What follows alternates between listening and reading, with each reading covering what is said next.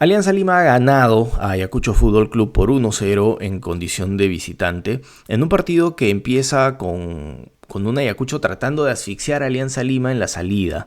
Presiona alto y la transición ofensiva de Ayacucho era bastante interesante porque en 3-4 toques intentaba llegar directamente al área y parecía que iba a hacer daño así porque en un inicio la defensa de Alianza se vio con un poco de dudas. Luego, Alianza Lima le costaba pasar del primer al segundo tercio porque no encontraba a sus interiores con libertad en el mediocampo. Estaban muy tomados y Gaibor, característico en él, no tenía mucha movilidad, no va al hueco a recibir el balón. Entonces esto hace el trabajo mucho más fácil para quienes tienen que cortar los carriles del pase del equipo rival. Y Alianza Lima no presionaba alto, no prefería esperar para robar el balón en propio campo. Cuando tú haces esto es una declaración abierta de que quiere jugar al contragolpe. Sin embargo, sus extremos nunca buscaban ganar la espalda del defensor o, o por velocidad, por dribbling. Por el contrario, bajaban mucho a recibir la pelota al pie y no progresaban porque tenían que volver a pasarla atrás. Entonces, y además Gentil estuvo muy errático con el balón, muy pasado de revoluciones en algunas jugadas y cuando tenía que correr y meterse, recuerdo un pase que Zúcar le mete entre líneas y él se había quedado parado, ¿no? O sea, tú eres un extremo, estás en transición ofensiva, la tiene el delantero central, ¿qué haces? ¿Te paras detrás del delantero para recibirla ahí o atacas al espacio? ¿No? Entonces era un error conceptual muy básico. Y luego hay que resaltar con mayúsculas que el gran problema de Alianza Lima era equipos que se le meten atrás. Bueno, Ayacucho nunca se tiró atrás. Dejó un montón de espacios para la contra y Alianza tampoco supo cómo hacerle daño. Entonces, para este partido puntualmente, considero yo que Alianza Lima necesitaba un jugador que sepa cómo sacarse jugadores para generar peligro. Y el único jugador con esas características que tenía disponible hoy en día, que tenía, porque se acaba de ir hoy mismo, era Darrigo. Este jugador tan criticado porque ha jugado en un nivel muy bajo, yo lo he criticado por su falta de luces en ataque, porque entierra la cabeza, te llega a la línea final y hace cualquier cosa, cualquier mamarracho, pero sin embargo necesitabas un jugador así para destrabar el partido, aunque sea para generar oportunidades. El único que estaba peleando realmente arriba, con criterio, era Zúcar, que se estaba batiendo con los dos defensores centrales y por lo general estaba ganando todas las pelotas. Ya para el segundo tiempo Ayacucho pone a Lucumí, que es un extremo o volante por derecha, con mucho dribbling, con mucha fortaleza física, muy rápido. Lo pone con Trauco para evitar que Trauco suba, porque sabía que Alianza se iba a tirar adelante en algún momento, ¿no? El entrenador de Ayacucho, por supuesto. Y Alianza Lima en un momento empieza a presionar alto, pero esta presión es muy mala, muy mala. Trataban de entenderse entre ellos, no sé cómo, pero en vez de forzar el error del defensor rival en salida, lo que terminaban haciendo era dejando un montón de huecos y espacios en el mediocampo para que los volantes de Ayacucho reciban con mucha libertad. Y así es como casi que le hacían daño a Alianza, ¿no? Si Ayacucho no marcó por ahí es por falta de calidad técnica de pronto, porque creó peligro. Y luego Ayacucho deja espacios que Alianza no aprovecha. Y Alianza Lima no tenía ninguna idea clara de cómo hacerle daño a Ayacucho. Las cartas ya estaban sobre la mesa, ¿no? Eran muy fáciles de leer. Y Alianza Lima, o sea, no se le caía ni una sola idea. Y Ayacucho obligaba a que Alianza se abra por las bandas y de ahí ya no podía progresar. Si la tomaba Cepelini o quien sea, terminaba dando un pase para atrás. Llega un penal en una jugada muy tonta por parte del defensor de Ayacucho, que abre el partido, marca el gol Cepelini. Hasta yo me puse nervioso en ese penal, porque decía todo lo que se jugaba en ese penal, ¿no? Y el hecho de que no lo patee Barco, sino Cepelini, no solamente ponía en riesgo su salud mental, sino también ponía en riesgo la apreciación que muchos hinchas tienen de Gorosito, ¿no? Porque tú deberías tener como entrenador una lista de quiénes son tus pateadores de penal. Depende entonces del entrenador o los jugadores se van a poner de acuerdo. ¿Hasta dónde llega tu mano como entrenador? Pateó Cepelini, el compadre ni siquiera sudó, ¿ah? Metió un buen gol tranquilo, anotó, con calidad. Y bueno, felizmente digo, ¿no? Felizmente metió el gol, porque lo que se venía si es que la fallaba. Y no estaba fácil el partido para Alianza Lima, a pesar de que estaba cantado. Luego Gorosito cambia la formación a un 4-4-2 y manda a Zúcar por la derecha. Luego tiene que hacer un cambio de Estrada por Guamán para que apoye un poco más a Zúcar, que se estaba batiendo por toda la banda derecha solo. Estaba haciendo los retrocesos, marcando, cubriendo espacios y también era la principal herramienta en el contragolpe. Y bueno, aquí quiero mencionar una cosa. Lo mal que está jugando Alianza Lima en ataque. Yo creo que Alianza Lima tiene 3 problemas principales que resolver. En primer lugar, tiene que ver con la falta de movimientos de los extremos y los interiores. No importa quién sea tu extremo, no importa cuáles sean sus características. Si tú tienes un plan de juego, tienes que hacer que este funcione. Si tú tienes, por ejemplo, a Eric Castillo como extremo, Eric Castillo de pronto no necesita de asociarse con otros. Se puede sacar a 1 o 2 defensores, ganar por velocidad, por fuerza y llegar hasta el área. Si tienes otro jugador más lento como Quevedo, de pronto, no digo que sea lento, pero más lento que Castillo, ¿cierto?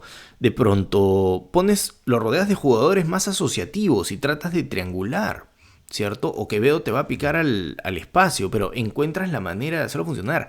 Pero no pueden quedar separados y bajar únicamente a esperar a que te den el balón al pie siempre, ¿no? Necesitas jugadores extremos que busquen la espalda de los defensores, que busquen los espacios, porque tienes buenos pasadores como Cepelini, como Gaibor, el mismo Barcos, el mismo Paolo Guerrero, los pases que le dio al inicio del campeonato cuando jugó con Cantero. ¿Sí o no? Pero además en el medio campo tienes a un Cepelini y a un Gaibor que son muy, muy fáciles de leer. Gaibor tiene el problema de que siempre está... Tú sabes dónde va a estar Gaibor, ¿cierto? Dime tú si consideras que Gaibor es un volante que tiene mucha movilidad. No, es fácil cortarle los carriles del pase. Y por otro lado tienes a Cepelini, que si bien este sí se desmarca un poco más para recibirla, a él siempre le están poniendo una marca bien pegada. Si no le cae 1, le caen 2 o le caen 3 inmediatamente. Y no es bueno en cuanto a la parte física. O sea, le cuesta chocar. No es un jugador tampoco dribleador que se saque a 1, a 2. Lo suyo es más cerebral, es más de ponerte pases al vacío, ¿no? Entonces, ahí tienes un problema y es el poco trabajo de los movimientos, tanto de los extremos como de los volantes interiores. El otro problema tiene que ver con la ansiedad de algunos jugadores. En el primer tiempo a Cepelini se le vio bien ansioso y una evidencia de ello es que perdió balones muy fáciles, dio malos pases, no se encontró con otros jugadores, ¿no? Estaba un poquito acelerado en algunos momentos. O buscaba la pelota por buscarla, por darle un poco de rotación nada más. No tenía algo claro en mente de por dónde debería crear la jugada. Y ni que hablar de Gentile, ¿no? Que tuvo un partido pésimo desde mi gusto. Bajó demasiado cuando no debía, no entendió jugadas. Hay una jugada de Zúcar que si Gentile avanzaba, Zúcar hizo lo correcto porque le pone el pase entre las líneas. Gentile tenía que avanzar para coger ese balón a la espalda del defensor. Si tu delantero central coge el balón, está de cara al arco con muchos metros por recorrer, tú como extremo, ¿qué haces? Esta es una pregunta para segundo de primaria, creo. Corres y buscas al espacio, no te vas a quedar parado, ¿no? O sea, no tiene sentido, no tienes con quién hacer la pared ni la triangulación, pierdes superioridad numérica y yo creo que este es producto de la ansiedad de Gentile. Por poner un par de ejemplos nada más. El tercer problema tiene que ver con la falta de entendimiento para elaborar jugadas. En más de una oportunidad y sobre todo en este partido vi cómo se miraban los jugadores porque se hacían la pregunta, ¿no? Oye, ¿qué pasó? Oye, ¿no ibas a ir tú? Oye, ¿por qué te quedas ahí? Y esto para mí ya es una evidencia del poco trabajo táctico de Gorosito. Vengo hablando de esto desde hace ya varios videos. Quienes me han escuchado saben lo que pienso acerca de Gorosito. Déjame saber tú qué es lo que piensas de él, ¿no? Hay una gran controversia porque por un lado tienes un Gorosito que le está dando muchísima plata al club, avanzando en fases de torneos internacionales. Pero estos partidos de mata-mata se juegan de otra manera, ¿no? Aquí sí el factor motivacional tiene mucho que ver con el desarrollo del partido, porque tú tienes jugadores que tienen una capacidad probada, todos los jugadores de Alianza Lima. Pero cuando tú tienes que aplicar la táctica, lo voy a decir de otra manera, un analista de fútbol lo que tiene que hacer es encontrar patrones de juego de tu equipo y de tus rivales, patrones de juego en fallas y en aciertos. Y tienes que trabajarlos para que en los partidos se automaticen y se ejecuten de manera correcta. ¿Y ven ustedes algo en Alianza? O sea, ¿ven algún patrón? Sin ir muy lejos, tú ves a Cristal, a la U, a Melgar, a Cusco, los equipos que pelean por algo y todos tienen un patrón súper claro de juego. Alianza Lima no lo tiene. Gorosito suelta a los jugadores, suelta a buenos jugadores, le da un par de palmaditas a la espalda y ¿qué? Los motiva un rato y ¿qué? Cuando tienen que demostrar la táctica no se ve. No se ve y me preocupa ¿por qué? Porque han pasado 8 meses desde que Gorosito tomó el mando de este equipo. Y porque yo tengo entendido que es exactamente lo que siempre le pasa a Gorosito año tras año. Un Gorosito que empieza bien y termina mal. Un Gorosito que motiva a los jugadores, que sabe de fútbol, pero en cuanto a la táctica y al trabajo, deja mucho que desear. A mí me encantaría mandar un dron y grabar absolutamente todos los entrenamientos de Alianza. Me encantaría saber qué es lo que hace. De verdad que tengo muchísima curiosidad, porque para mí es una tortura a veces ver el partido y no encontrar nada. Encontrar fallos, nada más. Entonces, y en pelota parada, Alianza Lima tiene 2 goles en el campeonato, 2 goles de pelota parada, hasta Ayacucho tiene 7 goles de pelota parada, para que se hagan una idea, ¿no?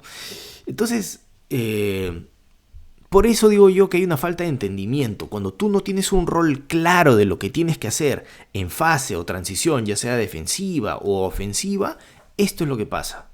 Se ve una falta de entendimiento en la elaboración sobre todo. Y bueno, eso es básicamente lo que quería comentar. Ah, no, me olvidé de una cosa más. Alianza Lima, si bien tiene jugadores que ganan los balones aéreos, estos balones siempre van o al contrario o al hueco. Fíjense ustedes, Fíjense ustedes, no sé si han hecho el trabajo no sé, de contar, de tomar nota, pero ganan de cabeza y la mandan a cualquier lado. Fíjense ustedes un partido de la U que en este momento está jugando con Boys. Pónganse a ver y cuenten nada más y díganme si encuentran una diferencia o no. No, la cantidad de pelotas que pierde Alianza Lima luego de ganarlas por aire. Luego de ganar el cabezazo y que quedan en tierra de nadie. Que no tienen dirección. Esto ya me parece llamativo porque lo he visto desde hace partidos de partidos, ¿no? Entonces, bueno, ese es mi análisis del partido. Déjame saber si es que hay algo en lo que discrepas, si es que estás de acuerdo conmigo. No voy a hablar mucho del árbitro. Había una polémica con el penal para Azúcar. La otra vez yo comento esto en caliente, no tengo la oportunidad de volver a ver el partido 2-3 veces como se debería, ¿no? Cuando, bueno, lo haces en el terreno profesional del análisis de fútbol. Pero en el video anterior yo dije que no debía ser para expulsión lo de McLaren, pero cuando lo revisé bien me di cuenta de que sí, ¿no? De que efectivamente estuvo bien expulsado. Así que no voy a hablar en este momento del penal Azúcar, o el supuesto penal que no le dan Azúcar, pero me gustó lo de Palomino porque dejó jugar, porque no le creyó a los jugadores que se tiraban, ¿no? Y eso facilita el juego de los jugadores. Facilita que que hayan más minutos efectivos de juego, ¿no? Entonces, si tú ya sabes que el árbitro no te va a cobrar huevadas, entonces no te tiras por cualquier huevada al piso también, ¿correcto? Entonces, ese es el tipo de árbitros que a mí en lo particular me gusta y hasta ahí con lo del arbitraje y mi comentario. Déjame saber si te gustó este video, déjame tu like, compártelo, déjame tu comentario porque estoy respondiendo todo. De hecho me interesa saber, ¿no? Cuál es tu apreciación también, porque yo aprendo mucho de lo que me hacen ver a través de sus comentarios. Y eso es todo por el día de hoy, nos vemos pronto, gracias.